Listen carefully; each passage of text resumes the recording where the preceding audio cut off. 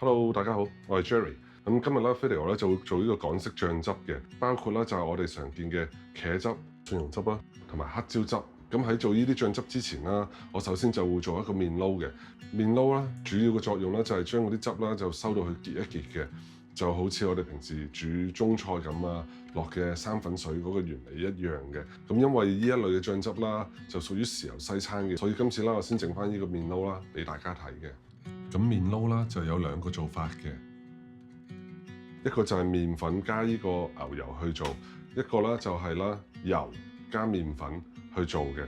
好啦，咁依家我就做個油撈版本俾大家睇嘅。咁首先咧就一碗嘅油啦落少少就得噶啦，然後麵粉啦就係2碗嘅。咁做呢個油撈啦，我就唔會用鐵鑊，因為驚用鐵鑊做啦，會有啲鑊屎啦就走咗入去呢個麵撈入邊嘅。咁到時啦個麵撈出嚟啦就會有啲黑色一點點嘅。pan 開始熱啦，加入啲油先，唔好太熱啊！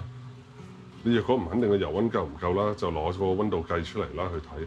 咁而家100度左右啦，咁我就開始較呢個中細火啦，一直攪啲油，慢慢落啲麵粉，分開幾次落。總共咧1碗油就2碗麵粉嘅。咁咧有啲人咧就會加啲香葉啊、洋葱啊去炸香個油嘅。不過我覺得個作用咧就唔係好大嘅，所以我就唔落嘅。牛油啦，中意就落多啲，唔中意就落少啲，冇所謂嘅。咁樣咧基本上你個麵撈就完成㗎啦。嗱，咁做忌廉湯啊、做醬汁啊、收汁啊，就係用呢個㗎啦。你如果咧平時煮飯啦，冇預留到一啲麵撈喺雪櫃入邊啦，咁你就用生粉水咯，好似我上次洋葱豬扒嗰個 video 咁咯。咁外面餐廳咧就慳成本啦，成日就會啦用呢個油啦去做嘅。如果我建議嘅話啦，就大家啦做翻啦我鐵板牛扒嗰一種，咁比例啦就係1比1嘅。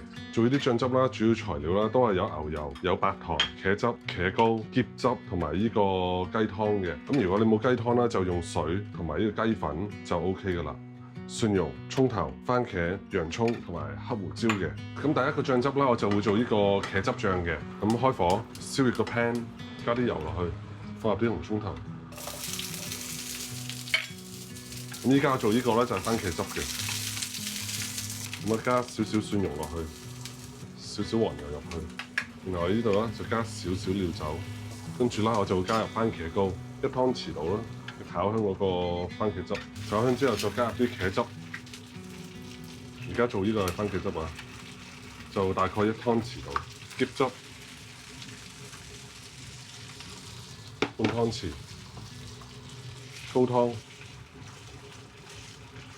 大概係調到咁嘅顏色度。哎呀，好啦，而家啦就將啲番茄啦放埋入去，咁啦，呢個人哋一睇就知道係番茄汁㗎啦。然後之後咧，我就會收汁，咁呢個番茄汁啦，就基本上就完成㗎啦。咁另外咧，我呢度就煮咗一啲意粉嘅，好似鐵板牛扒個視頻咁，加少少茄汁。我呢度就用橄欖油，另外加啲鹽，調好佢，俾翻個底味個意大利粉，麵糊啦，撈一撈勻佢，啲油撈，好多油㗎嘛。咁你個汁啦，就收咗起嚟㗎啦，熱度啦就自己按自己嘅喜好去調，加1茶匙嘅糖，大概1茶匙嘅鹽。咁呢個茄汁啦，基本上啦就完成咗㗎啦。咁如果你話啦顏色唔夠深，落老抽；顏色唔夠淺，咁你呢度啊就可以落啲花奶嘅。我倒少少淡奶落去，就淺色咗啦。我再落多啲，睇嚟好睇啲，清楚睇到。香港碟頭飯啦，成日講嘅熒光汁啦，就係咁樣做㗎啦。番茄汁完成，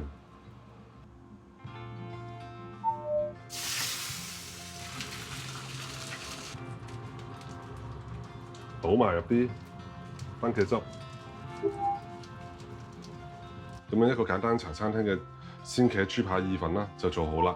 咁如果你話唔中意意粉嘅，咁你咪改做飯咯，咪變咗做呢個茄汁豬扒飯咯。咁你唔中意豬扒嘅，咁你咪改雞扒咯，煎2塊雞扒掉落去就變咗茄汁雞扒飯。如果做公司意粉啦，整個意粉，整啲香腸、火腿、荷包蛋鋪上去意粉度，淨係淋個汁，咁啦就變咗呢個公司意粉噶啦。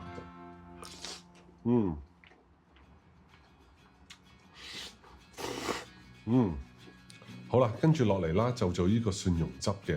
咁因為我拍攝嘅時候啦，支咪啦冇咗電啦，所以呢一 part 啦，我就只可以配翻音同埋加啲音樂落去嘅。咁做呢個蒜蓉汁啦，就同上一個番茄汁啦，就完全一模一樣嘅。不過今次就唔落番茄落去，而會喺最尾啦就加入一啲蒜蓉嘅。咁而家啦個醬汁底啦就做好咗噶啦。咁今次啦我就唔想個醬汁啦睇到有好多葱頭啊、洋葱啊之類嘅嘢啦喺入邊嘅。咁我依度啦就攞個攪拌器，就將入邊啲材料啦打爛佢嘅，咁樣個醬汁啦做出嚟啦就會睇落去乾淨好多嘅。同一個方法都可以用喺黑椒汁、番茄汁、洋葱汁嗰度噶。咁打完個湯汁之後啦，咁我依家啦就會加翻啲蒜蓉入去嘅，然後再加翻啲麵糊調翻啱嗰個結度，咁就完成噶啦。大家啦亦都可以啦整定呢個醬汁底。然後另外啦，就攞啲蒜蓉淋啲熱油入去炸一炸佢。咁要做蒜蓉汁嘅時候啦，就滗一匙羹落去啦，攪勻佢就得㗎啦。好啦，整完個蒜蓉汁，肯定要配翻個雞扒先啦。咁呢塊雞髀扒啦，我都係簡單啦，用啲豉油啊、白胡椒啊、蠔油啊去醃製佢嘅。中大火兩面都煎一下，加啲黑胡椒調味。煎大約5分鐘左右，然後上碟。咁啊，將呢個啦蒜蓉汁啦淋上雞扒度，簡單好食嘅蒜蓉雞扒飯完成。你中意做雞扒、豬扒又好、牛扒又好，冇所謂嘅。鐵板牛扒餐廳啦，嗰種醬汁啦、嗰種蒜蓉汁啦，都一樣係咁做噶啦。唔錯。好，咁而家就最後一個黑椒汁。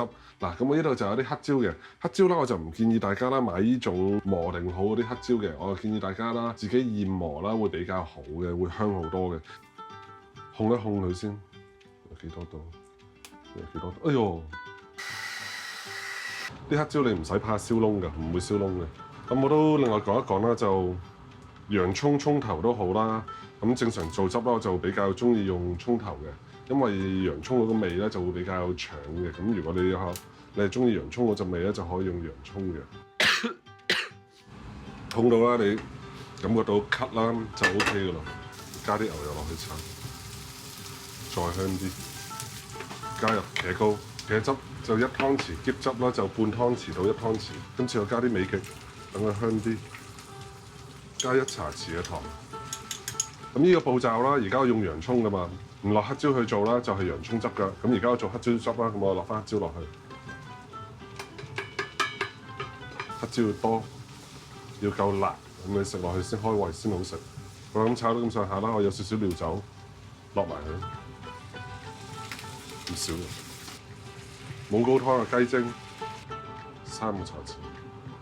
咁如果大家唔想啦啲汁啦太多呢啲洋葱啊、蒜頭啦。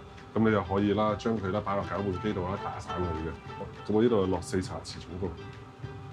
好啦，咁個汁啦就差唔多啦呢個結度。咁而家最後啦就倒翻個顏色，加入老抽落去，有一條味。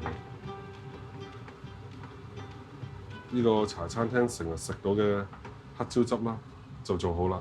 整出嚟嘅醬汁要辣，要夠鹹，要多黑椒要多。夠鹹喎，完全夠鹹，太鹹啦，死啦！咁如果太鹹啦，加翻少少水。所以大家如果未關注，記得關注一下。港式黑椒汁完成。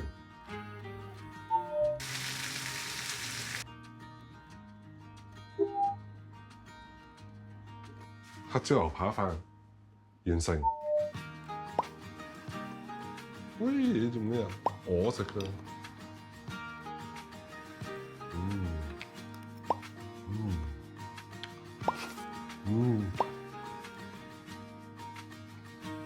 咁今次嘅醬汁啦，咁我就俾咗個基本個做法大家睇㗎啦。咁大家中意話加入啲蘿蔔啊、西芹啊，或者嗰啲青豆啊，或者嗰啲雜豆入去煮啊，都冇問題嘅。隨大家喜好去做就 OK 㗎啦。咁醬汁除咗今日做呢一堆美食之後啦，番茄汁啦，你可以攞嚟做呢個焗豬扒飯嘅。黑椒汁啦，亦都係平時餐廳啦做嗰啲，例如話黑椒牛仔骨啊、黑椒牛柳粒啊，都係用呢種黑椒汁嘅，所以大家啦就記住啦，呢啲汁啦就唔係淨係淋扒咁樣嘅，仲有好多方法可以用嘅。好啦，咁臨走之前記得點個讚俾我支持一下，下期見，thank you。